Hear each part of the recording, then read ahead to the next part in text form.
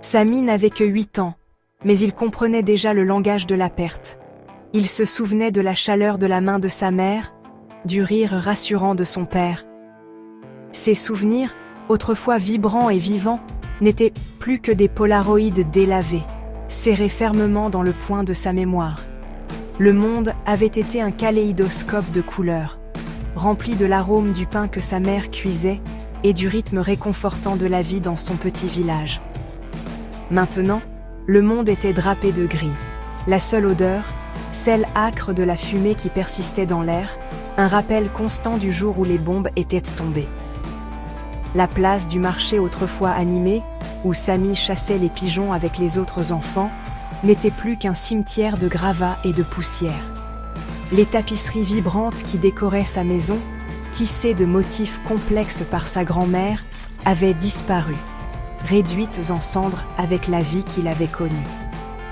Il serrait dans ses bras un petit lapin en peluche usé, un cadeau de sa mère, sa fourrure emmêlée de suie et de larmes. C'était le seul morceau tangible de son passé, un lien fragile avec une vie volée.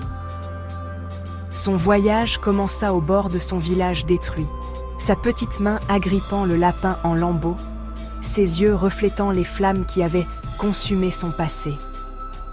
La peur était une chose vivante, un monstre tapi dans l'ombre de son cœur, grandissant à chaque instant. Il avait vu des choses qu'aucun enfant ne devrait jamais voir, entendu les cris de désespoir qui résonnaient maintenant dans le silence de son propre cœur. Pourtant, au milieu des ruines de son enfance, une étincelle d'espoir vacillait. Il s'accrochait aux faibles souvenirs des paroles de son père, murmurées comme une prière au milieu de la nuit. L'espoir est une graine, Samy. Même dans les moments les plus sombres, il peut trouver un moyen de grandir. Les jours se sont transformés en semaines, chaque lever de soleil un rappel douloureux de tout ce qu'il avait perdu. Il marchait des kilomètres, ses petites jambes endolories, son estomac rongé par la faim. Le monde était un labyrinthe de routes inconnues et de visages hostiles. Le soleil le frappait sans pitié, sa gorge sèche et desséchée, ses lèvres gercées et saignantes. La nuit, il se blottissait sous les étoiles indifférentes, le froid s'infiltrant dans ses os, serrant le lapin pour se réchauffer et se réconforter.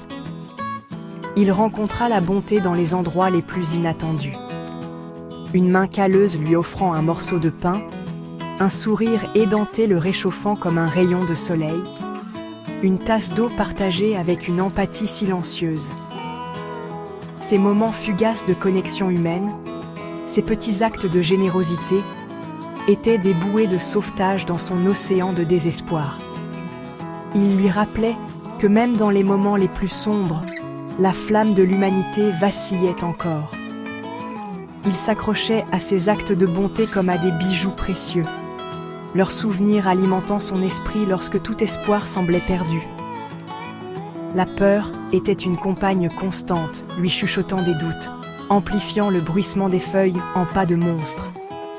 Les nuits étaient-elles les plus difficiles. Il restait éveillé, fixant le vide immense du ciel étoilé, le silence résonnant des fantômes de son passé. L'odeur familière de la cuisine de sa mère lui manquait, le son réconfortant de la voix de son père, lui lisant des histoires pour s'endormir. Il aspirait au confort de son petit lit, à la chaleur de l'amour de sa famille, l'enveloppant comme une douce couverture. Mais ce n'était que des souvenirs maintenant, enfermés dans les coins les plus profonds de son cœur. Le voyage vers la frontière était semé d'embûches. La route était jonchée des débris de vies brisées, l'air épais de l'odeur de la peur et du désespoir. Samy voyait des familles, blotties les unes contre les autres, leurs visages marqués par l'épuisement et l'inquiétude, leurs yeux reflétant la même peur qui le rongeait. Il voyait des enfants de son âge, leur innocence volée, leurs yeux durcis par les dures réalités de la guerre. Il atteignit le poste frontière juste au moment où le soleil commençait à se coucher à l'horizon, projetant de longues ombres sur le paysage. La vue qui s'offrait à lui était intimidante.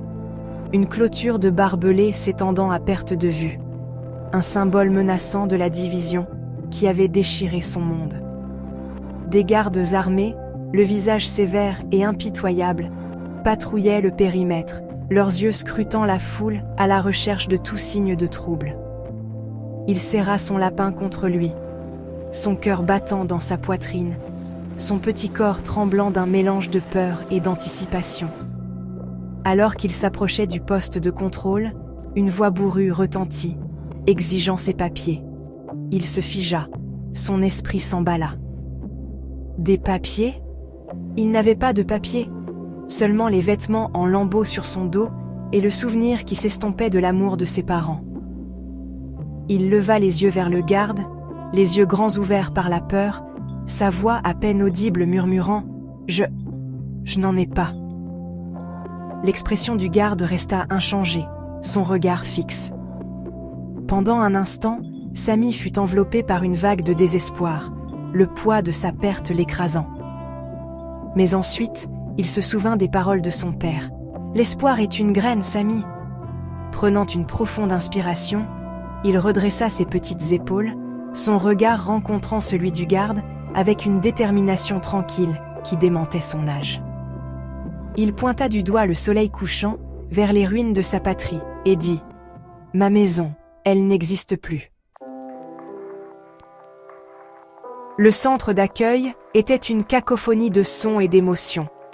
Le murmure d'une centaine de langues différentes, les pleurs d'enfants séparés de leur famille, les chuchotements feutrés d'adultes partageant des histoires de perte et de survie.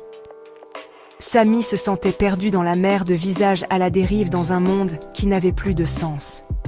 Il s'accrochait à son lapin, sa seule source de réconfort dans cet environnement inconnu et accablant.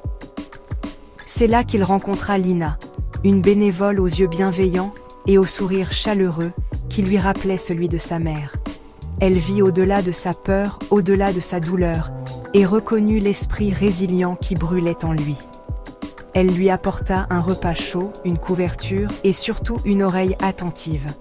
Elle ne le força pas à parler, mais elle s'assit avec lui dans son silence, sa présence un baume réconfortant pour son cœur blessé.